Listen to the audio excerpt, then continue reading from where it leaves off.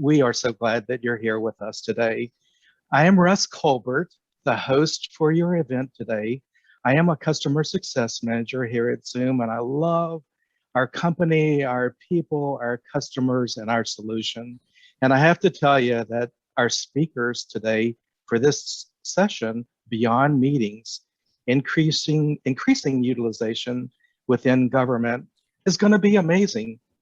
Our speakers are some of the very best in the industry, and I can't wait to introduce and have them meet with you and talk with you today. Now, as you may know, meetings just scratch the surface of what is possible for government utilization. The challenge is, Carla, for example, how do we expand our use cases beyond basic meetings? If we do what I call, and when I was in the Navy, we called using the 3 Ps, planning, preparing, and practicing, we can increase our utilization and increase our bottom line cost avoidance and savings and increase our success. But it is critical to understand how widespread use cases reach into the government, whether it be state and local government, whether it be federal government or national governments around the world.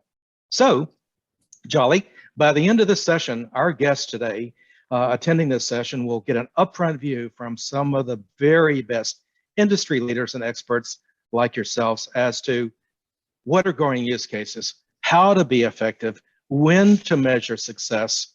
And yes, Phil, the advantages are tremendous. Everything from cost avoidance, cost savings, reducing backlog of training courses, increasing citizen engagement, modernizing responsiveness, command and control, safety, and much, much, much more. I'm tired, Carla, just talking about all the advantages. So again, I am Russ Colbert. I am your host today. And if you hear me start mentioning the US Navy, I am the former video conferencing and teletraining officer for the Navy. So we might have some fun with the Air Force, Dr. Westfall and Dr. Jolly Holden with us today. Our speakers are the best, beginning with Dr. Carla Lane, an author. In the Navy, we used to use her textbook all the time to guide our video conferencing and our distance learning operations with tremendous success and saving taxpayer money. Carla now is a professor at Capella University and a federal government Distance Learning Association Board of Director. Dr. Jolly Holden is an associate professor,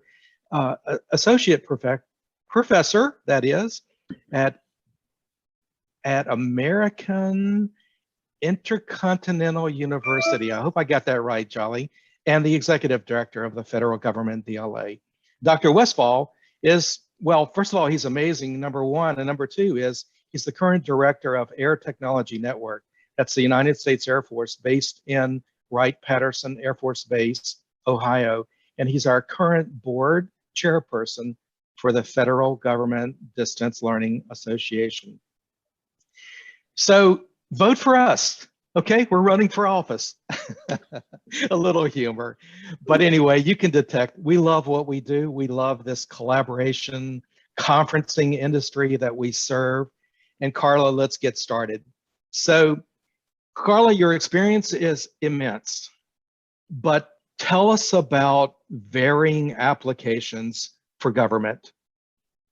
Russ, thank you. Yeah, I do want to talk about the government use of conferencing, but there's an aspect of conferencing that is seldom mentioned, and that is that it is a green technology. So let's look at telework in more detail as its expanding vision of how to use conferencing. We've learned that we can work and manage and collaborate with others by seeing the whites of their eyes on Zoom. Consider this, if you're on the 5th floor and your boss is on the 6th floor, most of your communication is by phone or text or by email. Hardly anyone does management by walking around any longer. We have learned to telework.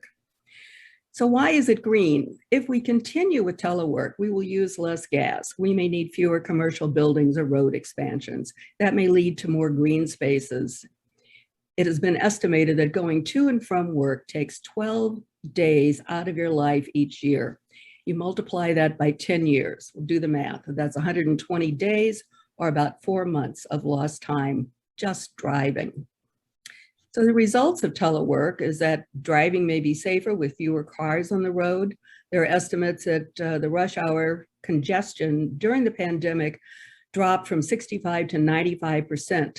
Less driving means less pollution. All of this leads to a transformation of our professional lives. And don't forget that I'm sitting here barefooted. So the home sales, home sales are up as people move to less populated areas. That's an indicator of the transformation. Even Boise has picked up a lot of people. So hello, Boise. The coffee shop sales are down. Oh dear. Productivity is up about 4% because commuting time is down. Many companies are reducing travel costs through telework. The Los Angeles Times reports that 1 in 5 companies plan some reduction in office space because of telework. Other indicators include companies that are making more flexible work environments. They're making them permanent. Mazda of Irvine, California is one of them. Companies are hoteling within their offices so that the teleworker comes in for a day and is assigned a temporary office space. The next day, someone else uses the space. As one columnist put it, the pandemic has weakened the gravitational pull of city centers.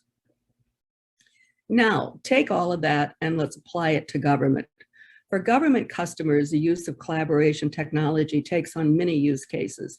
Not using teleconferencing in the past often limited our access to government.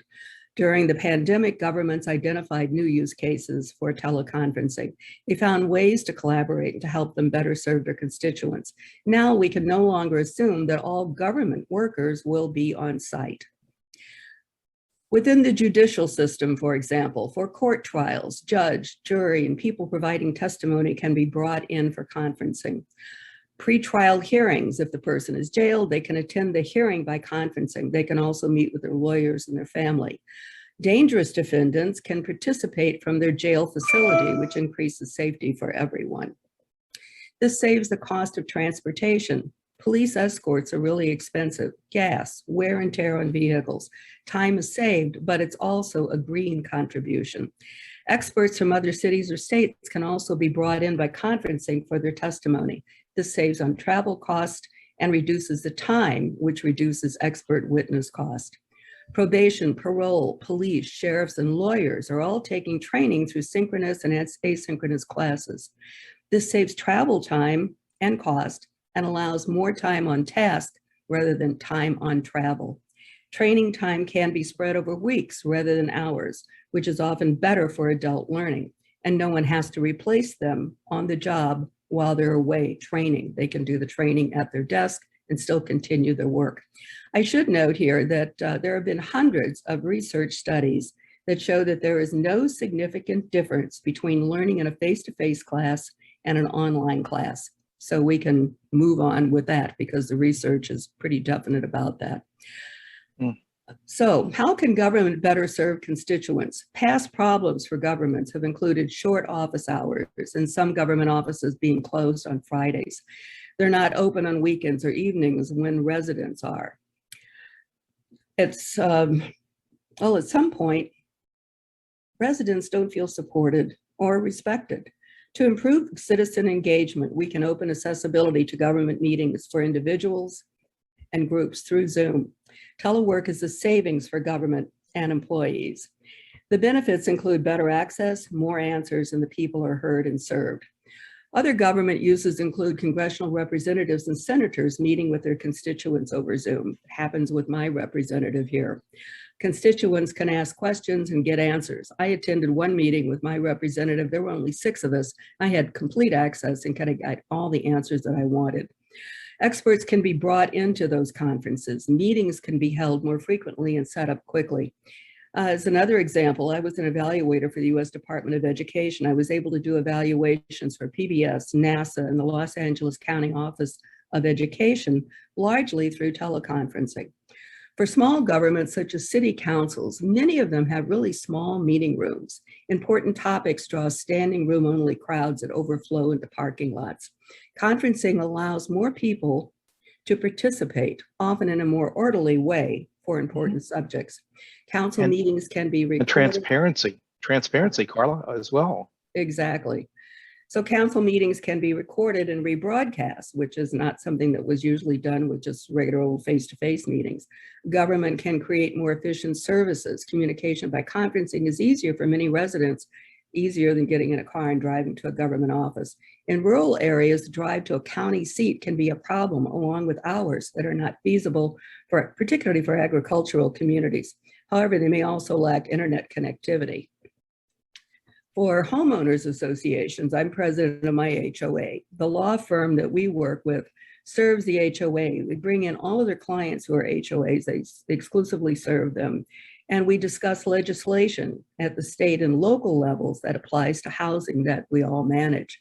After the collapse of the Florida condominium, this is a major issue for lawyers and HOA boards. The HOA can hold Zoom meetings. I do this every month for my homeowners.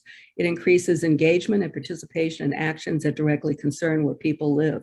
Since we've gone to Zoom meetings for our HOA meetings, people are coming to the meetings where they never would come before, unless they were going to complain about something. Now we just get grand reviews. So for public safety applications, this is something you mentioned earlier too, Russ. These applications are increasing at a rapid pace. These include command and control emergency response, fire commands being collaborative, bring collaborative teams together. There's drone activity monitoring fires. There are virtual meetings with Western state governors and the U.S. Forest Service to talk about fire and fire management. And we can expect more applications for that. And just a brief remark about K through 12, because it really is, a government process.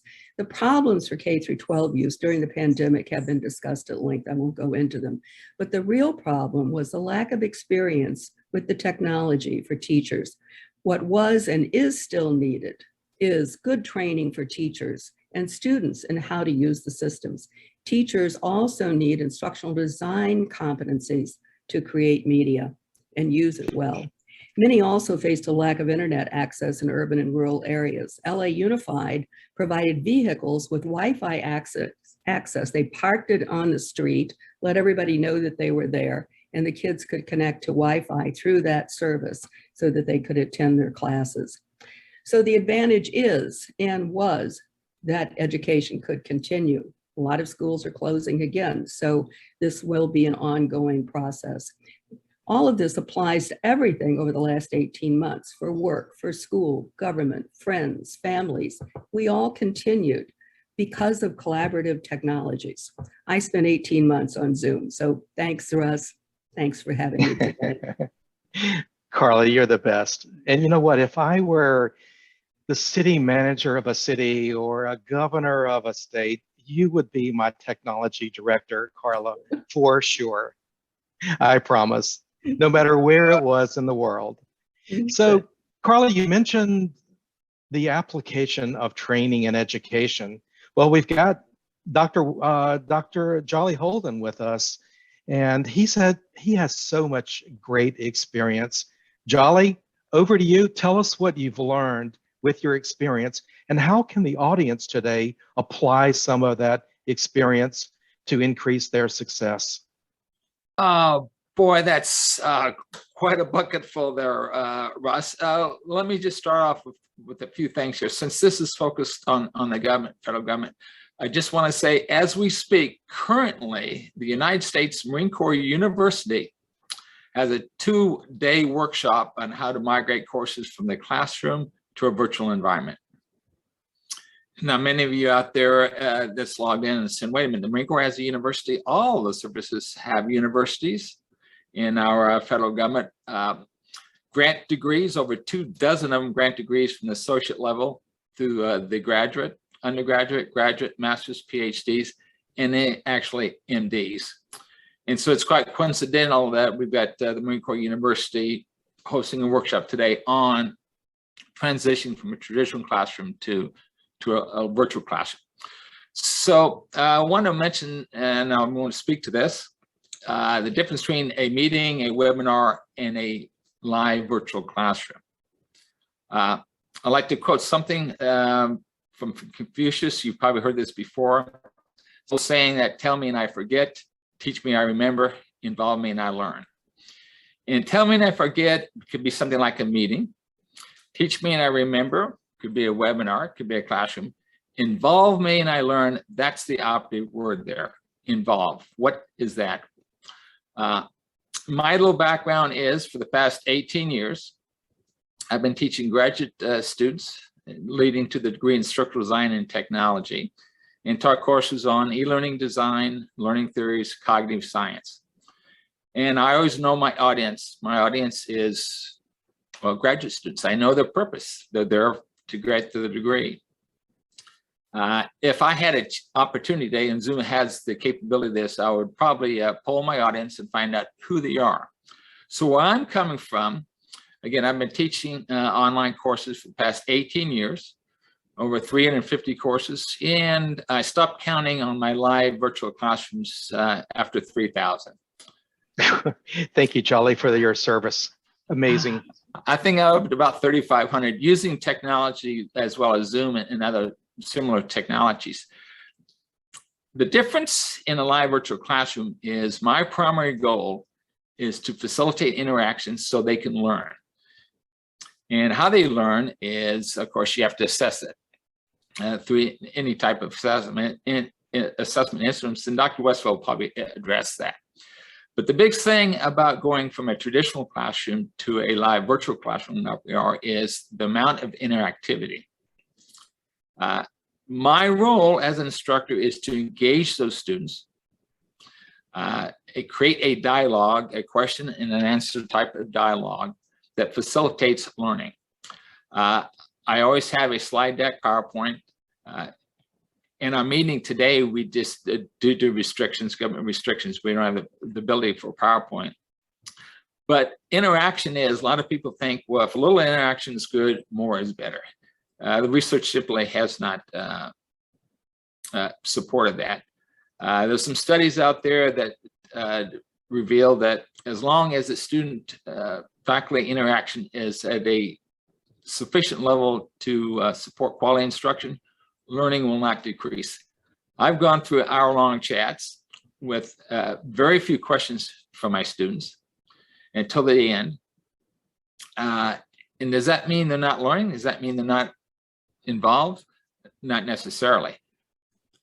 I normally have, when I'm introducing a new concept, an idea, a thought, a theory, I accompany visuals with that. What a visual does is, you know, the old saying, a picture's worth 1,000 words. I don't have time for 1,000 words, but I do have time to explain to them these theories, these concepts, cognitive science, neuroscience, how the brain learns through the use of visuals. And so the difference in say, a meeting, a webinar, and a live classroom is that all my interaction is focused on the learning objectives. It starts with the learning objectives. It's a structured environment. I structure the content to the learning objectives, and then I teach to the students and engage them in a dialogue when they don't understand a concept. And so I would say the difference in a live virtual classroom, what I've learned is, one, it's based on the learning objectives. The design of the content is structured. The interaction is structured.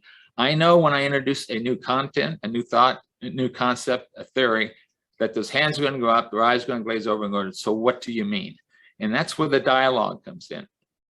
The technology we've had for the past 30, 40 years, and Russ, when he mentioned he was a video tele training manager in the US Navy, we were using similar technologies, much more expensive, much more different, but the idea is the same. You had a student at a distance with their image. You as an instructor was physically not located with them. So the only way we had to interact is through the technology. Many times when I'm teaching, my technique is I do not have my students visible because I want them to focus on what I'm trying to teach them in the image that I have. I schedule dialogues in it, schedule times after maybe 5-10 minutes. I will go back to their images and start a discussion, a dialogue. And that's where we get student-to-student dialogue going. Some students may grasp it, others may not. And that's a good thing because then I can explain to them. And the whole purpose is focusing on those learning objectives. And so once they graduate, what they've learned, they apply on the job.